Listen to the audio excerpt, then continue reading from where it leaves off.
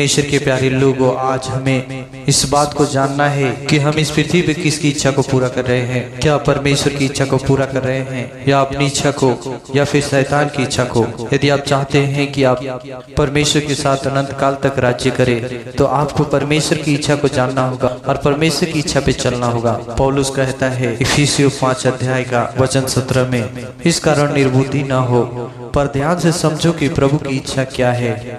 सो में निर्बुद्धि नहीं बनना है, परंतु इस पृथ्वी पे परमेश्वर की इच्छा को जानना है कि परमेश्वर की इच्छा आपके बारे में क्या है, परमेश्वर आपसे क्या चाहता है, क्या परमेश्वर आपसे प्रसन्न है। तो यदि आप परमेश्वर की इच्छा को जानेंगे तो परमेश्वर की भलाई आपके जीवन में प्रकट होगा। बहुत सारे लोग अपनी ही इच्छा को पूरा करने में लगे हैं और बहुत सारे लोग पाप में, बुराइयों में, नशे में, बेविचार, गंदे कामों में अपने जीवन को बिता रहे हैं और अंधकार का जीवन जी रहे हैं, जबकि प्रभु ने उन्हें बुलाया है। सुप्रियो, आज हमें और आपको समझने की जरूरत है कि क्या अपने जीवन के प्रति आप सचेत हैं, क्या प्रभु की इच्छा को आप जानते हैं या जानना चाहते हैं। प्रभु यीशु मसीह ने कहा है मत्ती 7 अध्याय के वचन 21 में, जो मुझसे हे प्रभु कहता है उनमें से हर एक स्वर्ग के राज्य में प्रवेश न करेगा, परंतु वही जो मेरे स्वर्गीय पिता की इच्छा पे चलता है। सुप्रियो, आप प्रार्थना करते हैं, आराधना करते हैं या संगति में जाते हैं, लेकिन क्या आप परमेश्वर की इच्छा को पूरा करते हैं। तो यहाँ पे प्रभु यीशु मसीह ने स्पष्ट कहा है कि जो परमेश्वर पिता की इच्छा पे चलते हैं वही स्वर्ग के राज्य में प्रवेश करेंगे।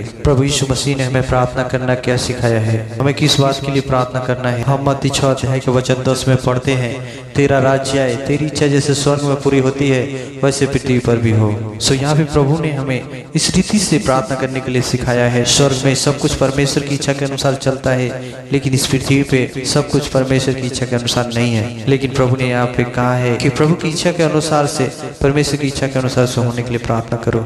रोमियो 12 अध्याय का वचन 2 में पौलुस कहता है, इस संसार के सदृश न बनो, परंतु तुम्हारे मन के नए हो जाने से तुम्हारा चाल चलन भी बदलता जाए, जिससे तुम परमेश्वर की भली और भावती और सिद्ध इच्छा अनुभव से मालूम करते रहो। सो परमेश्वर ने हमें संसार से अलग किया है ताकि हम परमेश्वर की इच्छा पे चले और परमेश्वर की इच्छा को जाने। क्यों हमें परमेश्वर की इच्छा पे चलना है, तो पहला यूहन्ना 2 अध्याय के वचन 17 में लिखा है, संसार उसकी अभिलाषा दोनों मिटते जाते हैं, पर जो परमेश्वर की इच्छा पर चलता है वह सर्वदा बना रहेगा।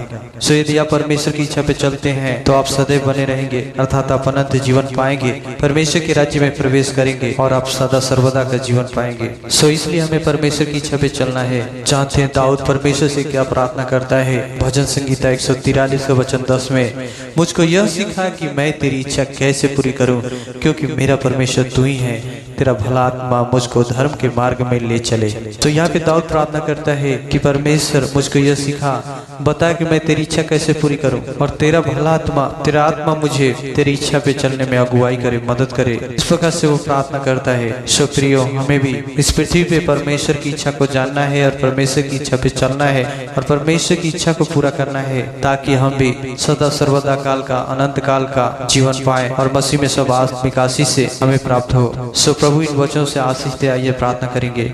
महान अनुग्रहकारी दयालु धर्मी पवित्र परमेश्वर, हम आपके चरणों में आते हैं। प्यारे पिता, हम प्रार्थना करते हैं हर एक भाई बहन जो इस प्रार्थना को सुन रहे प्रभु जी, और जिन्होंने तेरे वचन को समझा पिता, हर एक के जीवन से तेरी इच्छा पूरी होने पाए, हर एक को तेरी इच्छा को जानने और तेरी इच्छा को पूरा करने के लिए प्रभु अपनी आत्मा के द्वारा अगुवाई कर। और प्यारे पिता, हम प्रार्थना करते हैं हर एक भाई बहनों के लिए, इन्हें ब्लेस कर आशीष दे, अच्छा स्वास्थ्य, जो बीमार है उन्हें चंगा कर। यीशु मसीह के नाम से हम चंगाई को रिलीज करते हैं। हर एक को अच्छा स्वास्थ्य और हर एक को आत्मा में बढ़ने में अगुवाई मदद कर। तेरी इच्छा को जानने, तेरी इच्छा पे चलने और इस पृथ्वी पे तेरी इच्छा पूरा करने के लिए सहायता मदद कर। इनकी सारी जरूरतों को पूरा कर, हर खतरों मुसीबतों से बचा पिता।